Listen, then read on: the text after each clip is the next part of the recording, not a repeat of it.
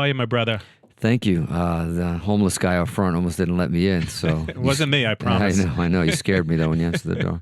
It's funny. I was just listening to this Stern thing where Brian May spoke about you the other day as one of the greatest guitar players in the world. That's got to feel good and surreal when you're listening. I mean, did you listen to that like real time, or did somebody call you and say, "Did you hear this?" Yeah, these days it's always people sharing everything. It's it's everything is shared real time, but I'm the guy that's always hustling and working, so my phone just, I know something's going on when my phone starts blowing up. So when you start getting family members and your manager and label and band and everybody's sharing stuff on threads, it's, I think, look, to keep it in perspective, Brian May mentioning what he mentioned is, he's definitely one of the sweetest guys on the planet, without a doubt. And to even have him say in the same breath was like Jeff Beck and Eddie Van Halen, and then he mentioned my name. It's you can't even fathom or even pay too much attention to it. Yeah. Because look, as a guitarist and as a musician, you always do the best you can do, and you know where you are and what you do. But in the pecking order, in the scheme of things, I don't know about that one. But I'll take what I can get at 56. To be fair, he actually was like raving about you and your playing, and he was like, he was talking about the fact that he didn't even understand what you did because it was so complex, right? Yeah. And so it's a little bit more than just mentioning your name, but it was incredible. And I was just congratulating you. Extreme is back, incredible, new record after. It's almost like Chinese democracy. Yeah, I wanted to call it Portuguese democracy, Right. but the band wouldn't go for it because that's basically the main reason why we waited. I wanted to beat that record out, and we did, and then here we are. But I was talking to you about it a little bit in the hallway, and we ran into each other the other night. We were chatting, and you have so many great stories. We'll talk about like this Paul McCartney story we were talking about the other day. But to not put out a record for 15 years, and all of a sudden the video's at like 2 million. Every magazine, everyone out there in the music world is raving. I mean, people always raved about you, but it's almost like another level with this record. Did you really expect this kind of reception on this record? I calculated every second of it. Yeah, you did. That's why I waited exactly 13, 15 years. This is going to happen. 2 million views. No, look, it's actually a bit overwhelming. One of the things about, you said waiting to do an album is it starts there. We probably had 4 albums worth of material over the last 10 years. It's not like we stopped writing, but people say, then why now or why then? I think, I've never, a lot of my peers, and to their credit, you release albums to tour. You release albums, I'm very financially detrimental to my own career because we could have released 4 or 5 albums, taken the advances and just, worked off them. But for me, I've always said to Gary at a young age, man, 17, 18 years old, said, like, I don't ever want to release anything that I'm not proud of, that isn't meaningful, has something to say, whether it's lyrically, emotionally, guitar-wise, band-wise, chemistry. It's either all in and we're feeling something that's going to actually touch people and move people like Rise is doing, or I'd rather not say anything. And I think, it's a combination of seeing all the reaction. And when my phone started coming in and you got peers of yours, heroes of yours, like Brian May or Steve Lukather or even Morello and Vi and these guys, and they start saying, hey man, there's some other shit going on here, and and you start going, and for you, you're thinking, really?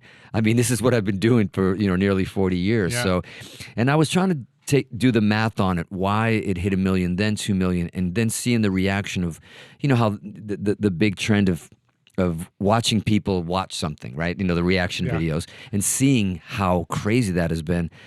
I kind of looked at it and I go, I think I know what's happening here. Yeah, the solo's cool. Everybody's raving about the solo, but I've been doing solos like that and for decades.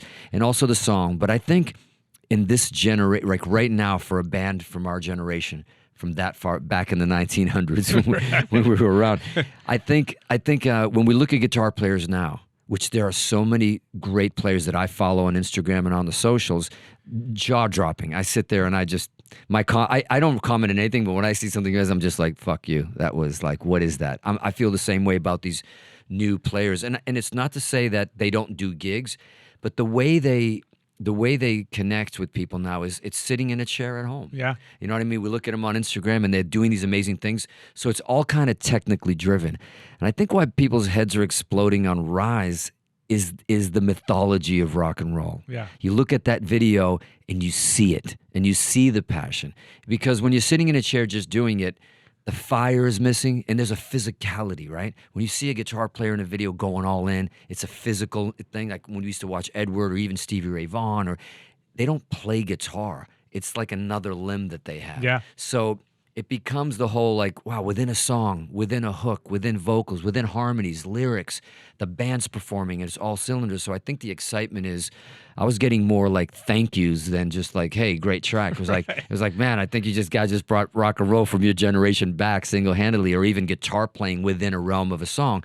Because there's a lot of great modern bands, even Five Finger Death Punch, like the guitar playing, everything on there is sick. It's just a different generation of music so I think it was more, I realized that people are kind of starved for it in a bit. I mean, probably why, why Def Leppard and Motley Crue are doing stadiums, and why Guns is doing stadiums. It's just like there's a little bit of a starvation for that kind of rock and roll from late 80s, early 90s vibe. So listen, when they say that, I'm here for it, and I'm like, you're welcome.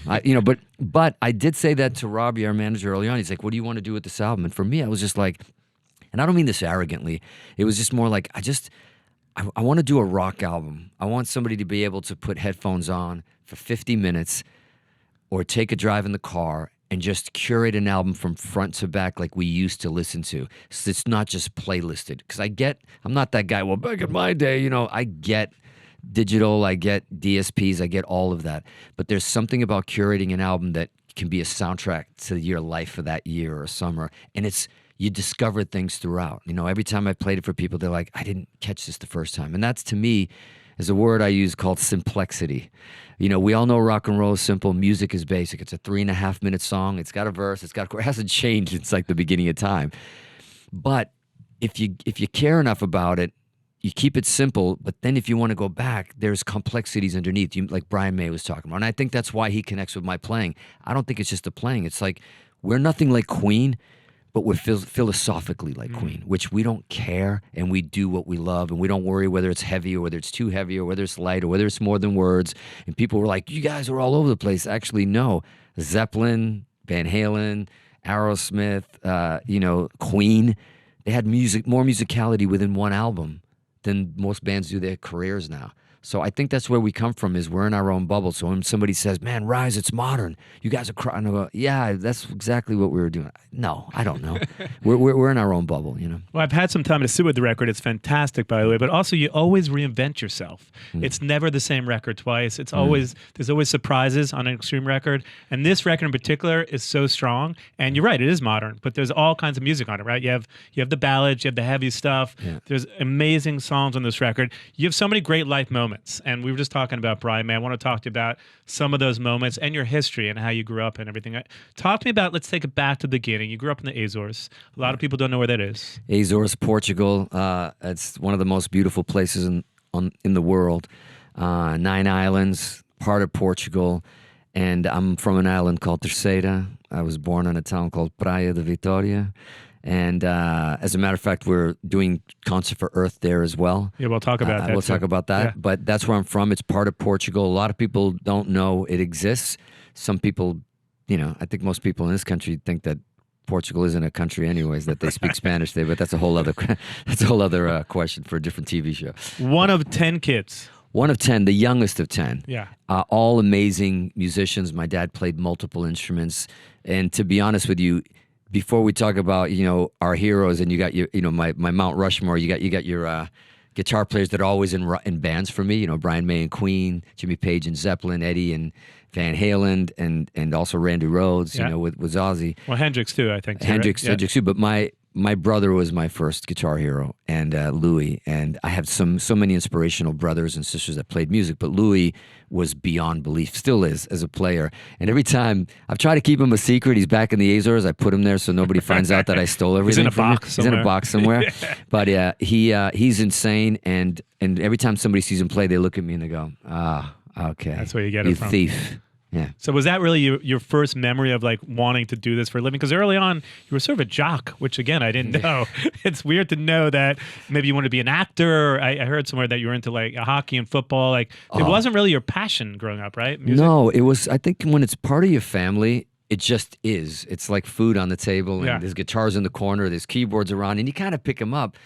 But in a weird way, you're watching your brothers and doing this for a living in such an age gap, right? That you're kind of doing it, but it's part of the family. You sing Beatles songs at Christmas and you pull out the book and it's just the norm.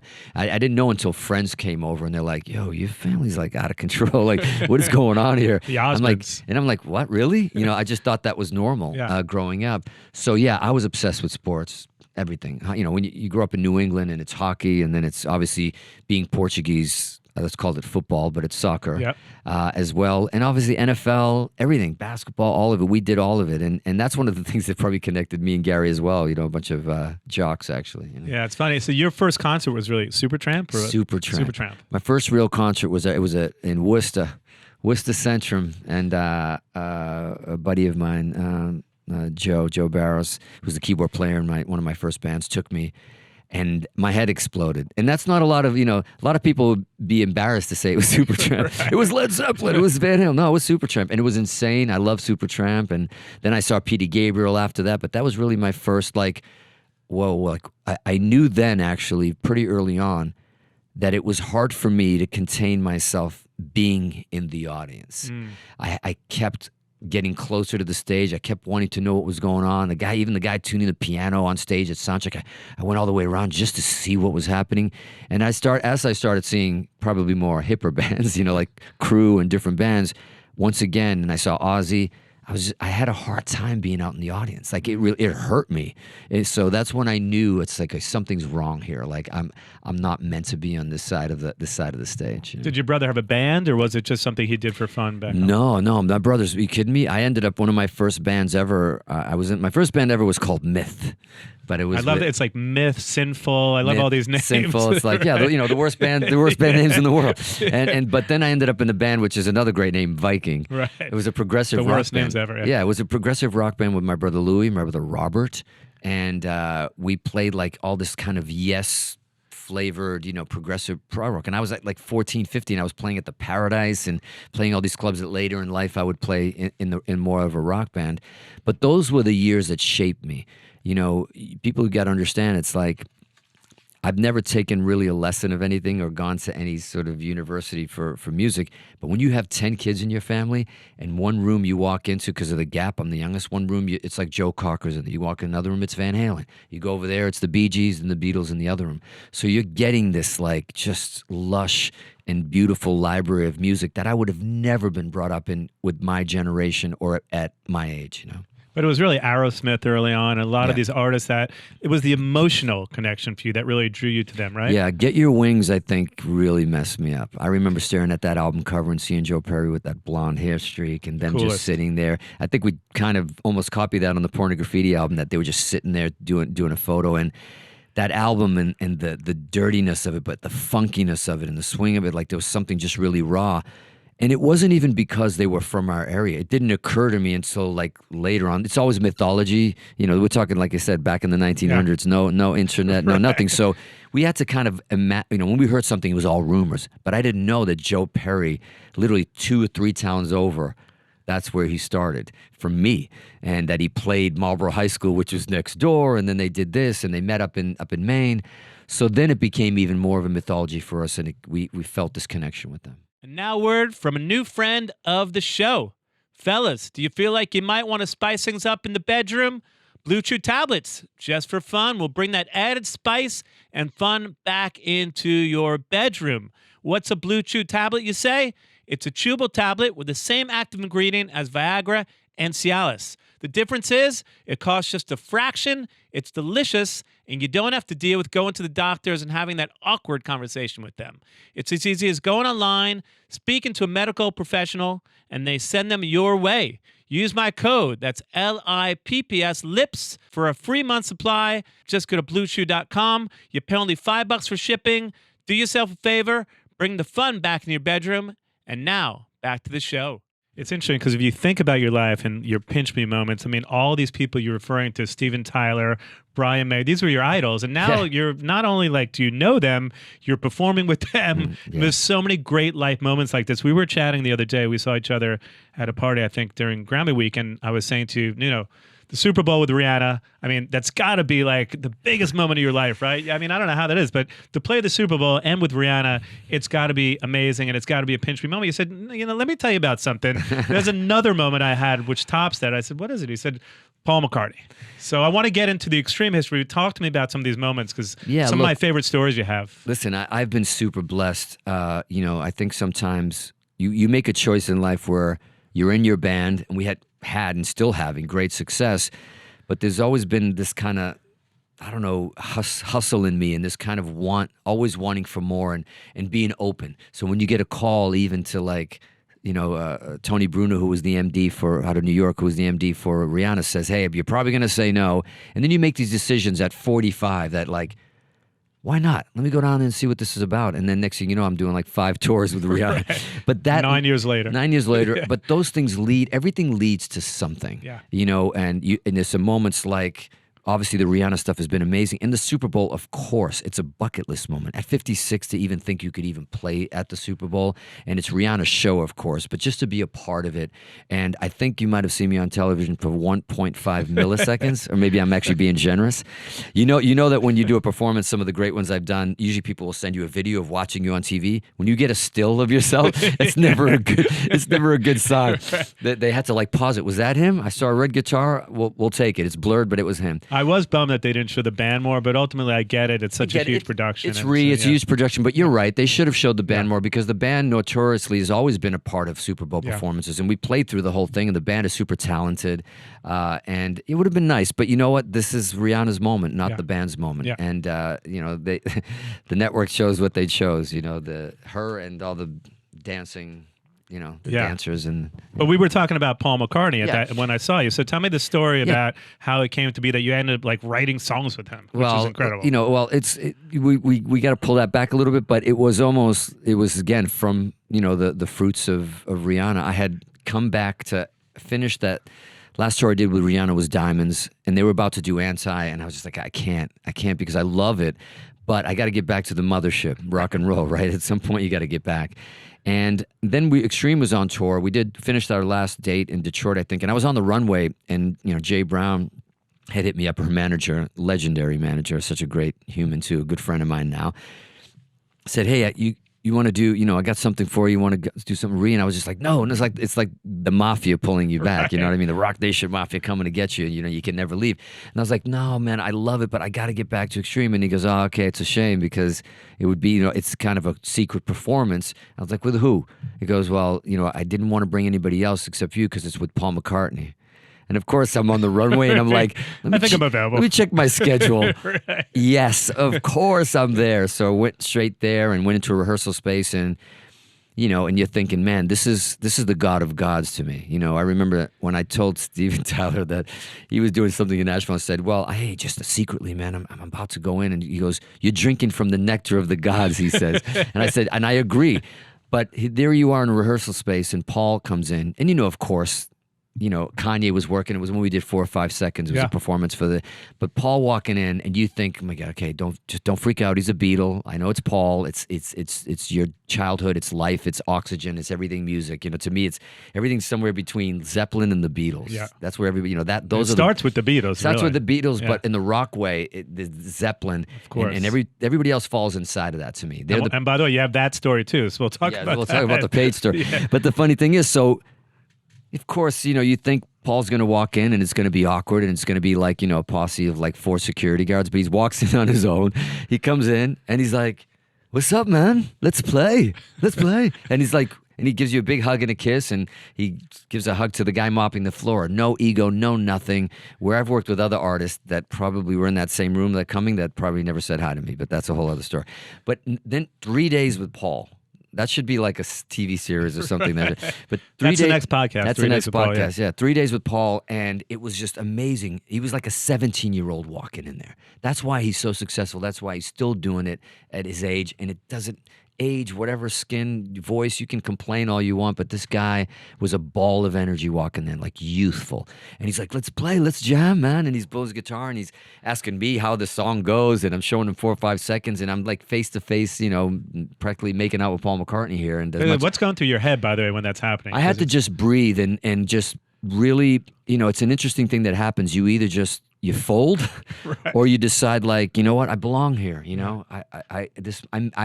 I carved my path to be in this room. Yeah. And I just had to go with it. And I remember it wasn't until photos, I think I showed you the photos later because I have to look at them once in a while to make sure it actually happened.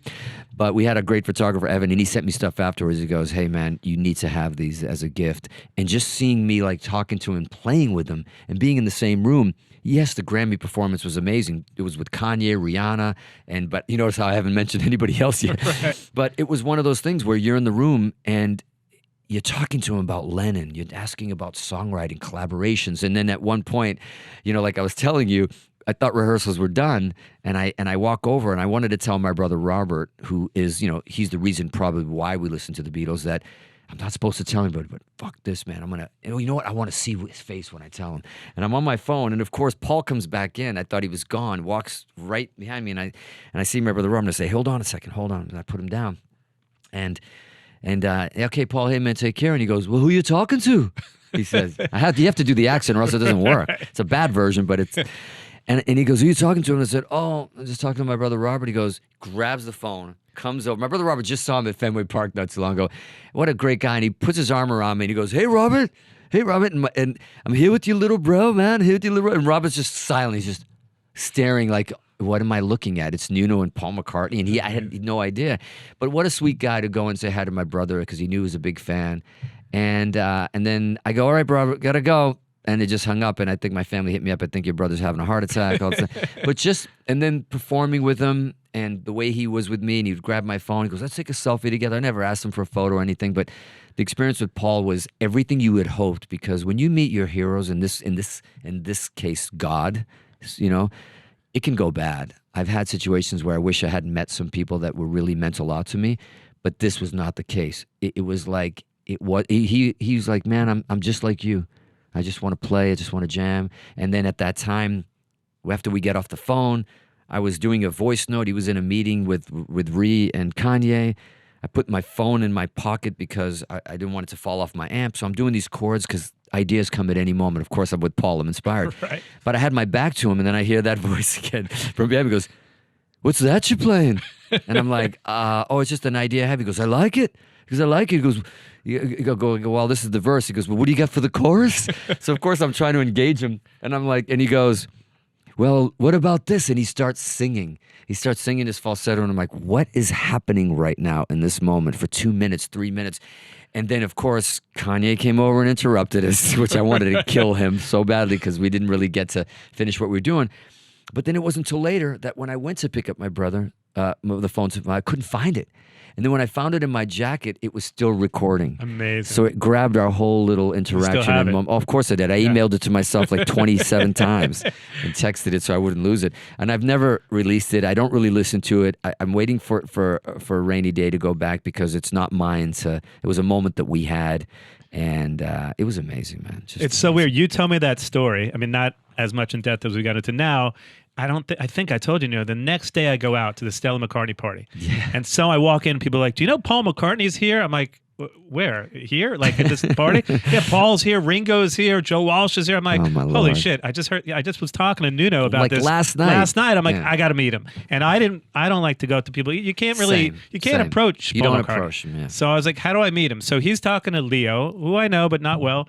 And, I see him say goodbye to Leo and all his friends who I do know. And then I'm like, this is my chance. I'll get in line like I'm one of Leo's friends and see what happens. So all of his friends say goodbye to him. And then he looks at me. He's like, are you with them? I'm like, I am. He's like, bring it in, mate. Let's hug. And that's it. I got it. Like, I didn't have a big interaction, but it was so weird. How loving, though. But after talking to you, but he's such a positive guy. Amazing. He's such It was a beautiful incredible. man. I called everyone. Like, I called like 50 people. God. I just met Paul McCartney. No, that's historical, and it's not even fanning out in the usual fanboy way. It's history. It's childhood. It's a soundtrack to like decades of people's lives, and how much he keeps on giving and keeps performing, and just his attitude is just man, fountain of youth in the biggest way, man. It's incredible. You see the child every time you talk to him. Well, you have like 50 stories like this, but take me back a little bit. Obviously, you have a new record. I want to talk about that. I want to talk about a little bit the history of the band, how the band started. We were just talking about the other, a little while ago, all the amazing band names you had. So one of them was Viking with your brothers. It was like a prog rock band. Yeah. But early on, talk to me about how you met Gary Sharon and Paul and Pat, the guys in Extreme, how the band came together. Because obviously the name Extreme is sort of X-Dream, and a lot of people don't know how that name came about. Yeah, Gary was in a band that was pretty well known in our circuit in Boston and Massachusetts and even in New England called The Dream. And the band had sold the name to a TV show that was called Extreme, much to Gary's dismay. I think he said he put his head through a windshield when they outvoted him.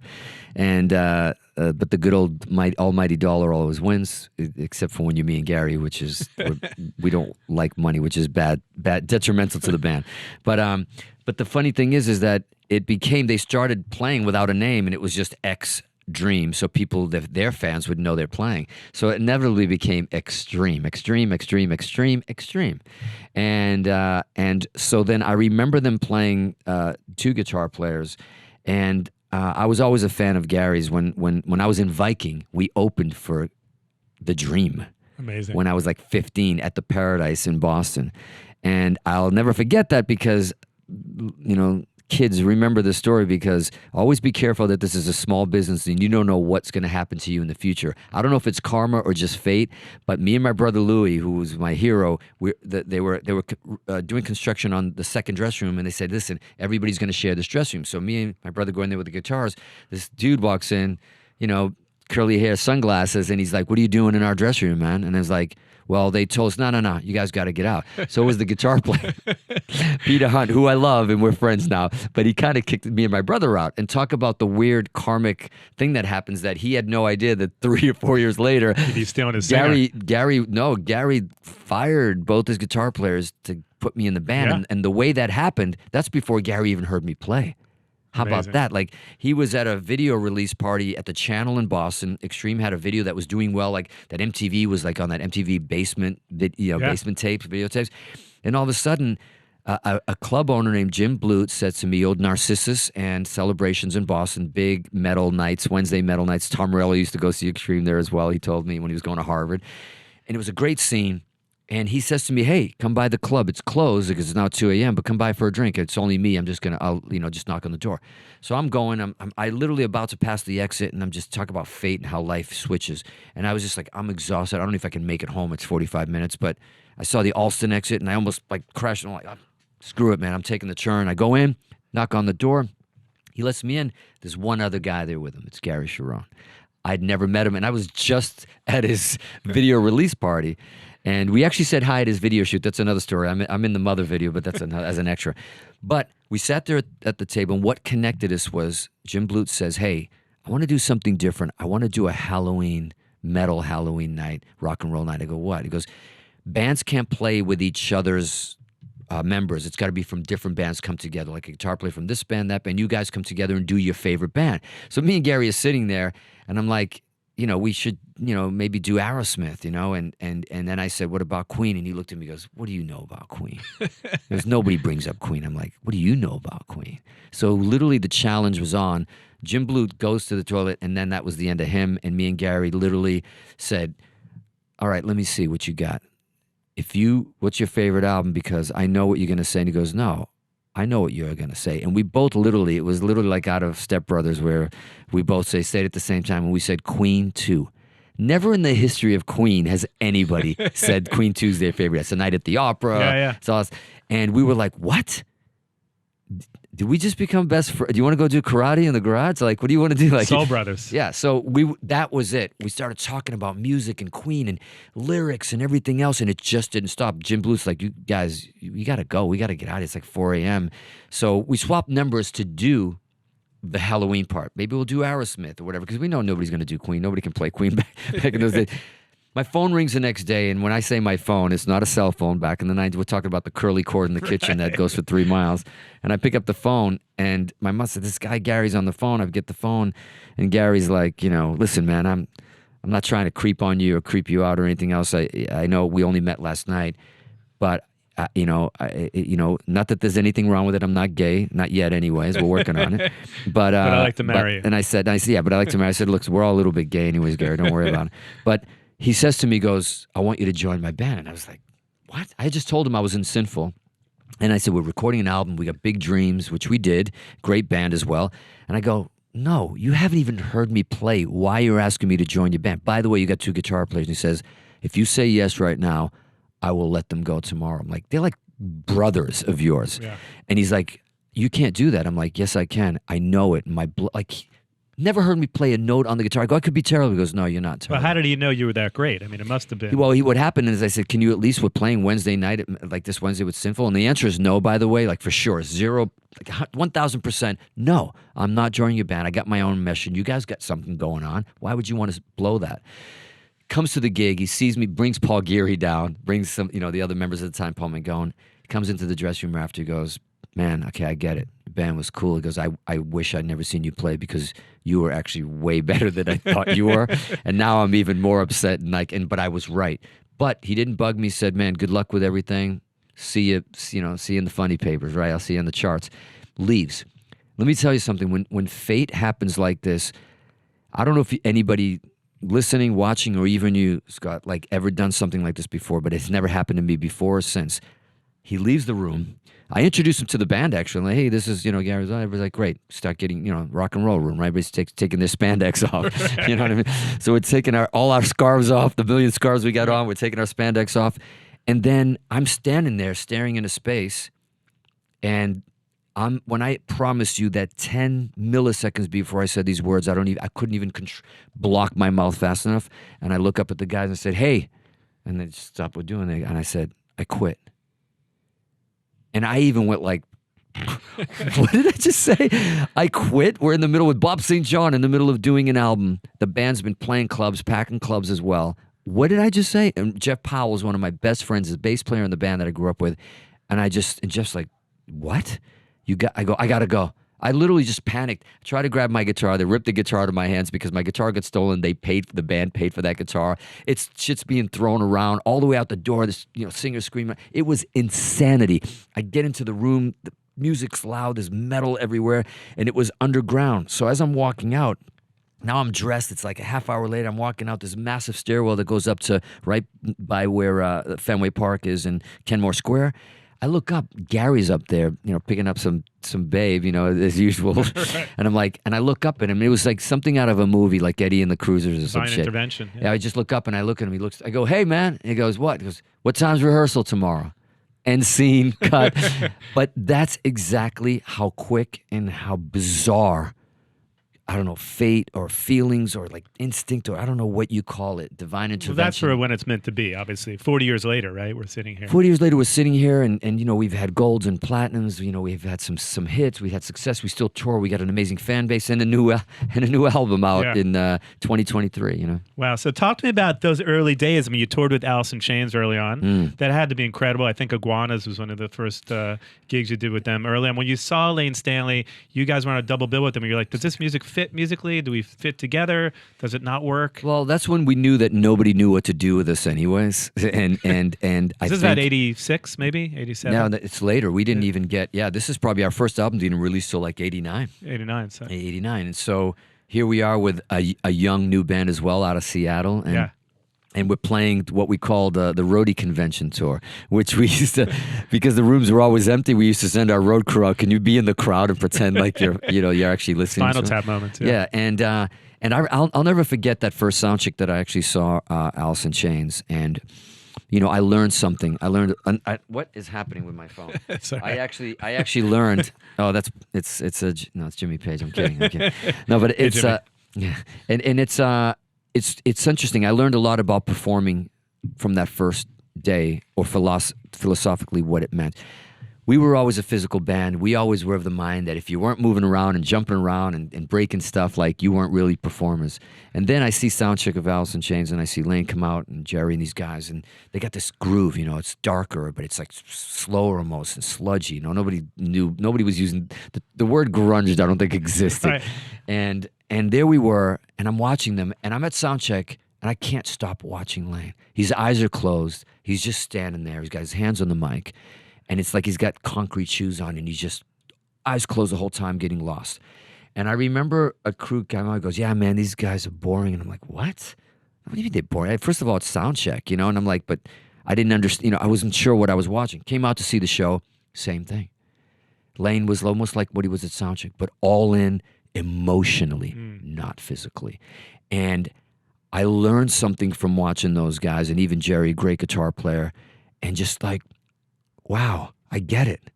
I get it. Why are the hairs on my arms raising watching somebody perform that's barely there? And I just want to go where he's going.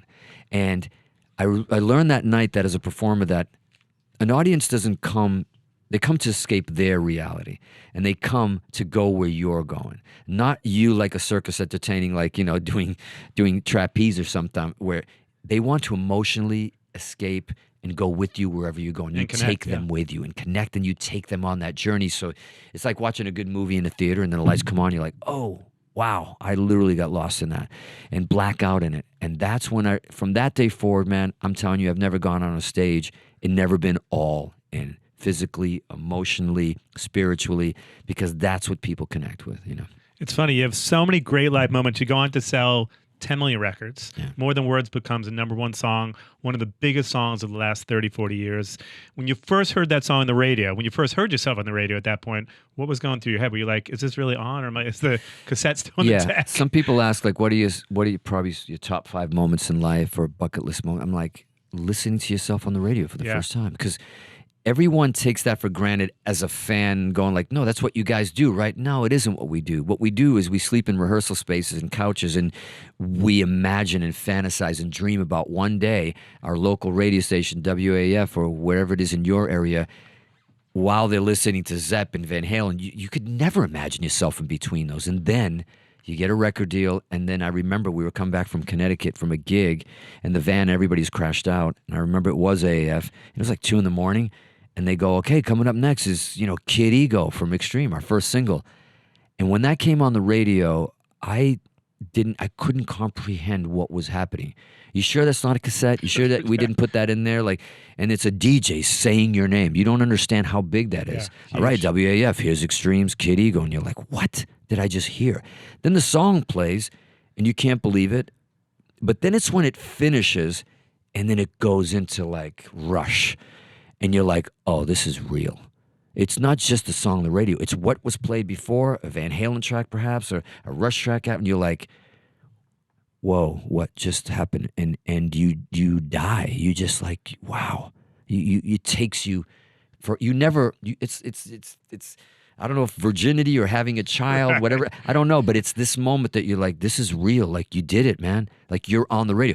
If it all ended that day, you were on the radio. Yeah. And that was the goal, and you were on, like, if you know, I talk a lot. I don't normally lose words to describe things, but yeah, it was incredible. It was incredible. Well, the band goes on to do 4 records. Some of the best moments, I would say, we were talking about this the other day, but like 1992, let's talk about a little bit about your relationship with Brian May, who we were just chatting about Stern. You go on to play, obviously, the tribute to Freddie Mercury, and you were the only band that got to play Queen. The story goes, Brian didn't actually want you guys to play Queen. That wasn't the idea of the tribute to Freddie. Nobody was. It wasn't that we were the only band that got to play. We broke all the rules, and we got into some trouble. And Brian May is the sweetest human being on the planet. So giving, so kind. But this was the first time I've ever seen him upset with me. Right. And I thought I'd be excited. You know, we got invited. I remember we were in the UK for something Extreme was playing, and then Brian, I hit him up and he said, you want to come by a restaurant? And I think it was him and Roger Taylor, and they had just come. They told us this was pretty heavy. They had just come from the hospital and where Freddie was. And they told us about this idea for the first time about this Freddie Mercury tribute. This is what Freddie talked about, his foundation and concert for AIDS awareness, because he passed away from AIDS. And I think we might have been one of the first artists that he ever just confided in that this was happening. And then he just said, of course you guys have to play. And we were like, yeah, of course we do. Like Wembley Stadium, yeah, right. But then he followed through. He invited us. We were one of the earlier bands. But when we got to we were doing 3 sides of every story. I had just done knee surgery, and I looked at Gary, and we were like, this is our moment. Why is it our moment? Because we are authentic Queen fans. We're not just surface Queen fans and the singles and the crazy little thing called love and all that stuff, or a bow rap. It's like we could recite every lyric, every melody from all the deepest tracks and unreleased shit that nobody even knows. So what are we going to do? What are we going to do? Go play Get the Funk Out and do whatever? I know that's what everybody else is. Metallica, David Bowie. Guns N' Roses. It was the heaviest of the heavy. Elton John. Yeah, Liza Minnelli. I think. And they're all doing this set because the format was everybody goes up, Def Leppard, everybody does their set, Metallica, and then after dark, the remaining members of Queen, without Freddie now, the singers are going to go up and join them and do some Queen songs. We didn't care what they were doing. We did a medley that included songs that they were doing later, which is a big, even in the business you're in, like what? It's just on television. This is like hundreds of millions of people watch. You're going to take Radio Gaga and you're going to take different Keep Yourself Alive and steal it from Metallica and steal it from Hetfield and all these guys that are singing. When I told Brian at rehearsal, I thought I should tell him so he's not surprised, but I thought he was going to be excited. He just went, we got you here to be you, to do more than words, to do your songs, to get the funk out, decadence, all that stuff. And we're like, but Brian, this is a tribute to Freddie. Nobody is going to tribute it. No offense to even Queen with David Bowie. I'm sorry. It's like we have to do it. And I can't even believe we went through with it. But then it hit us, the idiots that we were. We're in the studio doing an album. I think we rehearsed this thing twice. And we're like, whose idea was this to go out in front of hundreds of millions of people and play Queen in front of Queen, and play Queen in front of Queen, all these artists and the house that Queen built and their fans? Right. What? Oh, that's a great idea, guys. And then on top of that, we're like, I remember being behind my amp and ready to go, and I'm going through the arrangement in my head because it's one thing to do Queen songs. That's not what we did. Even what we did, Queen would have had a hard time doing. We did mashups of medleys and songs going into other songs and singing vocals out of songs that we didn't even have the key. We didn't know what we were doing. But we did it, and then Brian goes up, and then he does this intro that really messed us up. If we weren't nervous enough, I think I almost vomited when he said, these next guys, I'm paraphrasing, but it was something of the tune of like, these next guys are real friends, and they're possibly the only band on the planet who truly know what Queen are about and what Freddie were about all these years. When I heard that, I first was like, uh-oh, because if that's true and we're going, but you know what? You know me, I'm a modest guy, I'm a humble guy, but he was right. I'm sorry, he was right. We are that band, and we are the band that could take it live, and we did it. And I'm telling you, it was the right thing to do, because anybody who gives a shit about Queen or Extreme and wants to watch that, it wasn't even us. We were literally, channeling Freddie, and that audience and that crowd is what they wanted. And they sang every song, not because Extreme was doing it, it's because somebody was doing it. Yeah. That's what they wanted to hear, to heal, to celebrate. Yes, the tunes at the end were amazing with the legends, but that was different than that. And I'll go on record saying that. It was great, but what we did up there in the rock sense, in the punk rock sense, if you know what I mean, was like, fuck it, and go for it, and do Stone Cold Crazy until it was a blackout moment for us. We're just trying to get it. And when we saw the crowd's reaction, what band tributes Queen and opens with Mustafa? Nobody. The second Gary opens with that, they know there's something's going on here. Nobody would have the balls to do that. And real Queen fans know, they know. They know Freddie. They do. He's right. And from that day onward, it's been one of our top 3 career moments of our life. It was so insane to the point when you get off stage and Elton John gives you a kiss on the lips, and even, and you got Bowie standing there with a saxophone, and you're like, and people are going, man, that was something. And the most important piece, I think, was John Deacon, who's so quiet, the bass player for Queen. And, he barely talks to anybody. And I remember I was walking backstage, and he came up and he goes, hey, I was in the car on the way here, and I was listening to what's going on, and thank you. He goes, that reminded me of almost when we were at Live Aid, and he goes, quietly, I think you just stole the show. I think you guys paid the most ultimate tribute. Coming from the bass player, and that meant everything to me. Because we got into a lot of trouble. And by the way, imagine this. Extreme just has a hit album, hit songs, 2 of them. Your record company says, oh, holy shit, now in front of tens of millions, perhaps hundreds of millions, you get to play your catalog and let everybody know who Extreme is and do all your songs. And we don't. and we do Queen instead. Do you know how upset and what that means in marketing and dollars and the millions?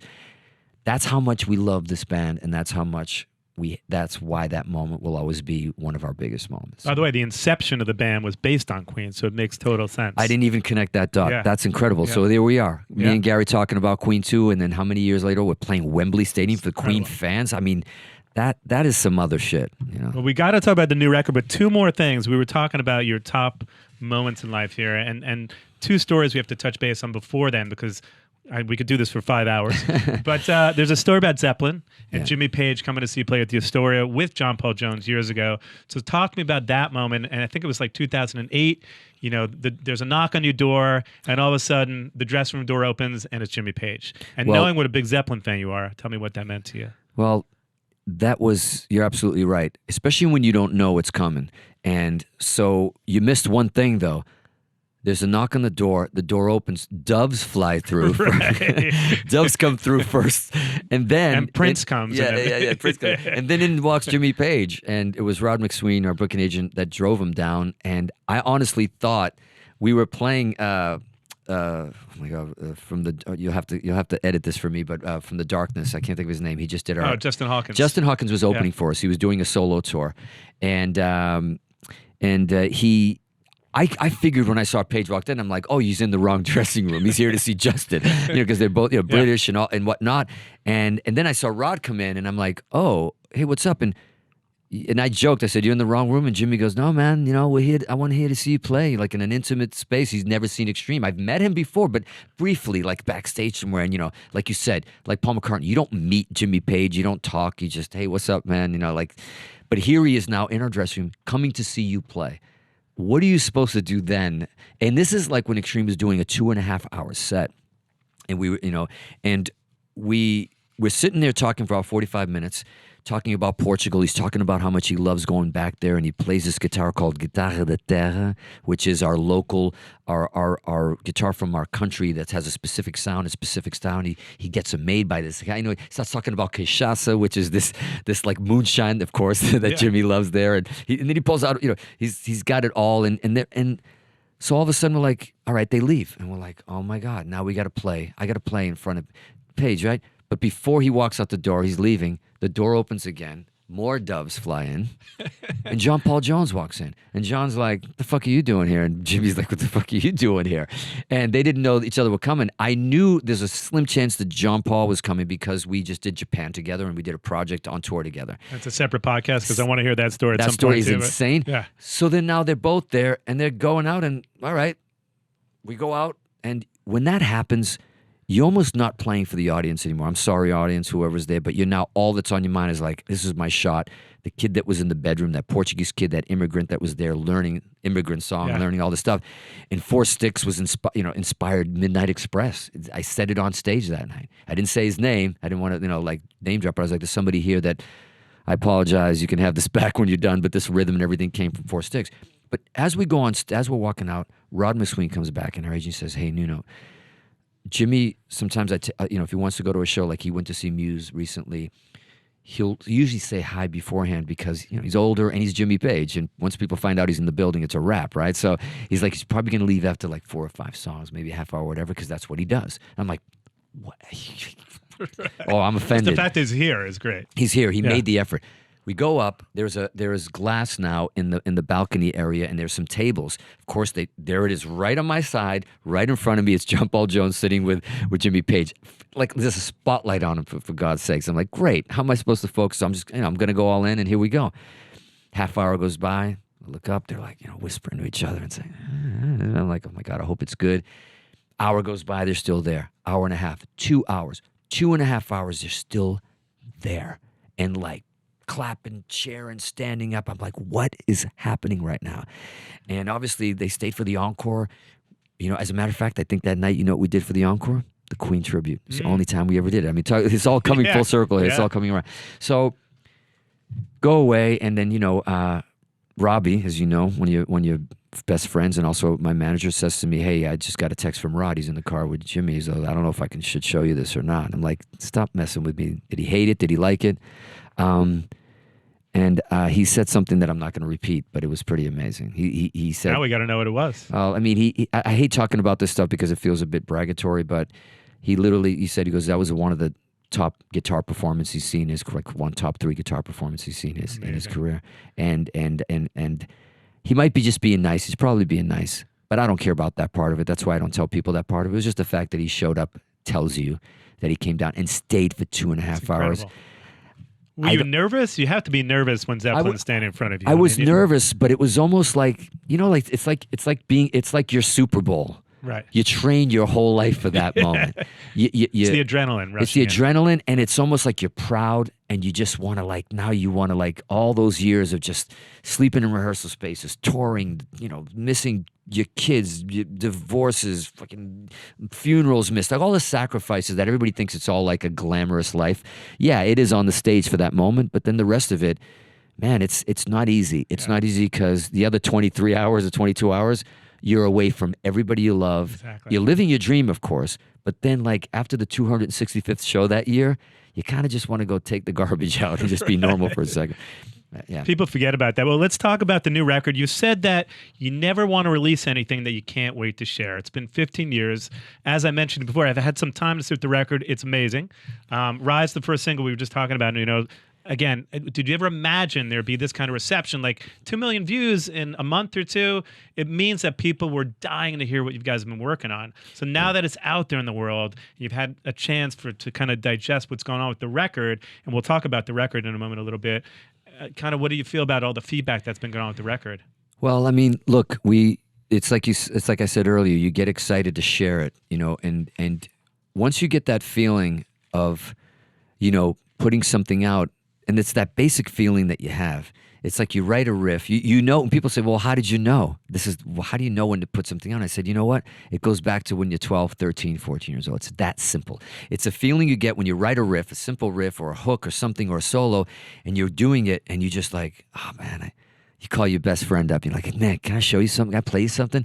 Or it's a guitar player or it's friends that you have. Or it's Tom Morello and you guys are sitting. Yeah, we're in a studio sitting all huddled in with Steve Vai and everybody, and you're like, when you get that brave enough to be that proud to man, can you check this out? Is it possibly what I think it is? That's when if you can share it to those 2 or 3, 4 people in your life that are super important, that'll tell you the truth, the good, the bad, and the ugly, then you're ready to show it to 2, 3, 4 million people. That's when it's the simple thing that when you got to go back to when you were a kid. It's not about marketing. It's not about is it going to sell. It's not about is it a hit. It's like, man, am I really do I have that giddiness of I can't wait to play you in the car? Hey, man, we'll take a drive. I want to show you something. It's that simple. So who do you play music for initially when you write it? Are you playing it for Robbie? You're playing it for your family? You're playing for your brother? Yeah, I think it's my biggest fan and critic at the same time has got to be me, right? Either I'm playing something and I know I say it's like the day I was cutting the solo to Rise, okay? Which leads to a story I don't think we talked about. We might as well cover another legend here because I didn't know this until a week ago. So imagine I'm doing press like crazy now. I think I got my first U.S. guitar magazine in 30 years. Amazing. Last time I was on Guitar World cover, we checked. I think it was back in the 1900s. It was 1993. Literally 30 years ago. So as I'm doing this press and doing interviews, they were talking about Rise, and they're talking about how Rick Beato, these guys that are now the guitar connoisseurs, they're the tastemakers and trendsetters, and they know they're great at breaking down Sting stuff and old classic stuff, but also new stuff. So they really even Justin Hawkins did something on it Justin too. Hawkins. Right? But Rick is really respected. All the guitar players now it used to be, can I be on the cover of this and that? It's wow, I wonder what Rick thinks. Right. He's that guy. But then out of nowhere, you get a surprise that he does break it down, and he starts by saying what I told you. He goes, I'm in the car. Phil X calls me up. He goes, have you heard the new solo? He goes, no. All right, then Steve Lukather calls me up. Have you heard the solo? Meaning this thing, his brother calls him up. And he's like, what the hell is going on? So then he heard it, and he's doing this thing, and he's telling the story. But my point being is, it wasn't until I was talking about Rise when they were talking about it, and I said, when I record guitars or do anything in the studio, obviously, if you love the album, I produced it, mixed it, and engineered it. If you don't, it was, I'll tell you, it's some guy from the 80s. But my point being is, I'm usually by myself in my studio. You've been up to my house. It's a little room there and whatever. I don't like anybody interrupting me, even asking me for a cup of coffee if I want a cup of coffee, because it takes me out of my game. So, and Gary knows this more than anybody else, and he's in town to cut some vocals. I'm up in the room, and I didn't know. I've told this to her, but I didn't know what I was recording until a week ago. I'm getting this thing that people are saying. I was like, oh man, Nuno's the guy now, man. After Eddie, Nuno's the guy. Like, he's the heir to the throne, whatever. And which, by the way, nobody's taken that throne. Nobody. Edward's throne is Edward's throne. The rest of us, he's the last of the Mohicans when it comes to guitar players that changed the game. I wouldn't be playing like that if it wasn't for him. So there's no throne heirs and stuff like that. I'm just hoping that, I'm carrying that torch a bit. And he's looking down going, you did good, kid. And I'm good with that, keeping that alive.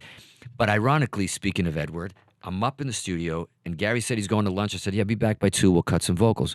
My phone is vibrating like crazy. And I see it's Gary. He's like, he knows better than to call me. I'm recording. Again, twice. 3 times, texting me now, where are you? Come down here. And I'm like, I finally come, leave me alone, man. I'm like, I'm literally recording the Rise solo, and I had just latched onto this thing I was doing at the end of it, and I'm like, I'm in the zone. So he's like, come down. I'm like, oh my God, something must be wrong. He's like, come down. I go downstairs. It takes me a while to get downstairs to the street. I open the door. Edward's there with him. And I was just like, okay, this is a good reason to interrupt what I'm doing. And it was amazing, and Edward was super cool. I hadn't seen him in a long time. And had you known he was sick at that point? Or? No, we had all known a little bit about what he was going on with his tongue and different things. But he was seeing a doctor and everything, and it seemed. And by the way, everything we were seeing on socials at that point, he seemed cool. He seemed okay. But he seemed okay in person as well. 2 things happened. One is Edward's there, and the second I cross the street, a car is flying up my neighborhood up in the hills. And this dude passes us, slams on the brakes to the point where he almost sideswipes into the side of the mountain, leaves the car running, gets out of his car, runs over and bows down. Oh my God. In front of me and Edward, like, oh my God, hey Nuno, hey Edward, thank you. And he runs back in his car, no photo, no nothing, gets in his car and takes off. It was the most bizarre experience. Me and Edward were laughing, like, what does this even mean? I'm sure it was for Edward, by the way, and not me. Yeah. Trust me on that one. I would have bowed as well if I didn't want to embarrass myself in front of my own house. But he's excited. He's telling us about Wolfie's new album, which we all know about now. He's playing some tracks in the car through the window. I could hear it. And then he tells us some great news. He goes, hey, between us, we're bringing Michael back. We're gonna go out the way we came in. With the original cast, we're like, oh my God, this is amazing. Overdue. Fans are going to flip out. It's amazing. And of course, he's like, you're doing an album, right? You're upstairs. Gary's here. I'm like, yeah, man, I want to hear some stuff. And I'm like, the Virgo in me and the producer in me, he's like, yeah, I got to finish. Let me wrap some things up. Let me button it up and mix it. And he goes, okay, all right, I'll come back. Now I regret it, of course. Because he wanted to come up and hear the solo. Yeah, I think he would have wanted to, we probably could have had him come up and listen to some. But, I was just like, man, it's Edward, man. It's got to be right. It's got to be done. It's got to be done. It wasn't meant to be, but I didn't know I was doing the Rise solo until it occurred to me that day. I remember because I even looked at the date. I have a chart of everything that I do and the songs and the scheduling. And it was that day that he was there. And then, ironically, didn't know it was going to be the first single. And also, I remember that at the beginning of the Rise solo, I did it organically, but it so happens to be, you are what you eat, right? So happens that it's kind of got that eruption sort of beginning to it. Of course, I went up. I've never used a Phase 90 in my entire life for this specific reason, that once you put it on your sound, it's Edward. Yeah. He owns it. It's over. You're cloning him. Don't do it. And I was like, I had 3 of them in the corner that I've always wanted to use, and then I put them on. I'm like, I can't. You just can't do it. I'm talking through the years, decades. So finally, I'm like, you know what? Screw this. Just for this one, I literally plopped it in, and I'm like, fuck it. You know what I mean? And because I was so inspired. And then it wasn't until he passed that a lot of people got misconstrued that, oh, Nuno did this album because Eddie passed and it was a tribute to him. That's not the case. The album was pretty much done. But there were little things like this, adding a Phase 90, doing a few things, and kind of like when he passed, I felt this like almost responsibility as a disciple of his. To carry the torch. To carry that torch for our generation of people that are influenced by Edward and that type of guitar playing that you don't see a lot anymore. And I'm excited. That's one of the reasons I'm excited about the album. Yeah. I was just excited to just share it with people, and it's a phenomenal record, by the way. I think by the time this comes out, there's a couple new singles. Rebel, Banshee should be out. my favorite track on the record, Other Side of the Rainbow, is exactly what I envision the next Extreme single to be. I don't know if it'll be a single, but it's my favorite track on the record.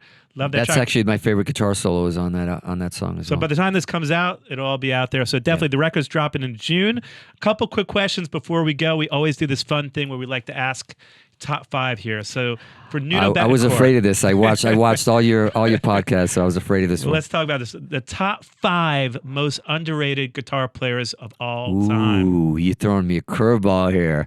Most underrated. Underrated. It's Nuno Bettencourt. Yeah. It's besides Nuno Bettencourt. All right, you know what? I'm gonna go Neil Schon. Number 5. I'm gonna go Neil Schon. I can't do an order. I'm sorry, but I'm going to go in order and as they pop into my head because I didn't know I didn't know this was coming, this question. So these are always the things you sit in your car and you're like, damn it, why didn't I say? But Neil Schon, because it's very difficult to play for a song. I'm telling you, to rip something and do something crazy, but to do something that people can sing, that people will just raise the hair, the Purple Rain of it all, those solos, and what Neil Schon has done to me is so underrated. Elliot Easton's another one to me that plays. These guys all do something that Brian May taught me, which is play for the song. Always play for the song. If it's a fun song, if it's crazy, if it's play with me, then go nuts. But if you can, Elliot Easton played the perfect solos on every song. I'm gonna have to throw in, I think my favorite guitar solo of all time in there, which I think is the greatest guitar solo I've recorded, is Hotel California. Yep, great. I'm going to have to throw in both those guys in there. Joe Walsh, of course. And that solo, once again, talk about a solo that did so much and was like so long, but we could sing all of it if we wanted to. Yeah. Number 2 in no particular order. Number 2 in no particular order. Al Di Meola for me. Al Di Meola changed Rock My World and changed everything. And that's why I play muted like I do. That's why a lot of the stuff, even people here on Rise, a lot of that stuff comes from, I'm from a drum background, and that's one of the things I spoke to Edward about that we had in common, and why his rhythm and his swing and everything he did, his pocket was so good, is because he was a drummer. And you know this. Yeah. It's like I love playing drums. Anytime I get a chance to jam, it's not guitar. I just want to jump on drums. But that into your playing, and when I heard Al Di Meola, there's a Electric Rendezvous, the album, what he did with Paco de, I mean, that rocked my world, changed my life in the way that I play. I think the last one for me, I'm sure there's more, and I apologize, I know there's more, but one of them, and this is a player that, an album that he did called Go For What You Know, Pat Travers, the live album is my funk rock Bible. It's just, oh my God. I mean, Getting Better, the song, Hooked on Music, I'm telling you, if people that are fans of mine that don't know this and go see it, they're gonna call me, and like there's gonna be a protest outside. Like, how could you take his whole thing?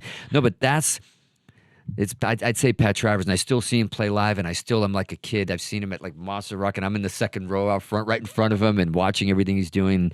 He influenced me so much, and in that pocket, he had Tommy Aldridge in the band, he had Pat Thrall on guitar, had Mars Colling on bass, and that live album, and not only that, Snortin' Whiskey, that song, specifically, song. Forget about it, man. And last but not least, for our last question here, the top 5 greatest rock and roll frontmen of all time. First one is Gary Sharon. Yeah. And Gary Sharon, without a doubt. And listen, Gary could be here telling you the same thing I'm about to tell you. I think, obviously Freddie Mercury. You got, Robert Plant. You got your David Lee Roth. I mean, come on. Can't miss David. Come on, David's David. Yeah. And he brought the party while everybody else was being serious just from the singing perspective. He brought a showmanship that rocked the world, changed the world, just like Eddie did. They brought the party. The party was on, and we needed that. We needed that because I think musicians in bands sometimes take themselves too seriously. Yeah. So that's what I loved about Edward and David was the playfulness they brought, and I think even with Extreme, we try to keep that playfulness and that fire there as well. Did I leave number one? There's one left. One left. Oh my God! I would have said Robin Zander on that list too, but you know what? I think Robin Zander. You're right. And I think he's a great frontman. But it's interesting you said there's this frontman and then there's singers. Yeah. You know what I mean? And of course Robin Zander's on there. That's why top 4 is hard. It always should be top 10. But Robin Zander for sure, for certain. But this, but listen, we forgot. I think probably one of the most important ones that affected Jagger. Well, Jagger you can throw in there, and Gary would kill me if I didn't say Jagger, but there's one more that till this day, I'm going to say this out loud, that till this day, I still think he's singing better now. And over the last 10 years, Tyler. Yeah, we can't He's the coolest, Yeah. man. And yeah, he came from that Best. Jagger school maybe, but he's his own guy, and he's probably one of the greatest frontmen ever. Period. He might be number one. Yeah. And Freddie's a great singer, but I've never seen somebody in the last 40 years of their life, and he's still alive and well, and God bless him, I hope he lives another 20, 30 years, but singing the way he's singing now at 70 whatever, It's incredible. it's insanity. I don't even know how it's physically possible. Well, pick up the new record 6. We can do a part 2, part 3. We can do this for hours. Yeah. So next time we'll Let's do schedule it. the 4-hour podcast. For sure. The record should be out June. Thank you so much for coming in. It's always a pleasure, my brother. Great to see you. Thank you for having me, man. I've been begging you to be on this Listen, for I'm years. so happy to see you, and we'll do part 2 coming up.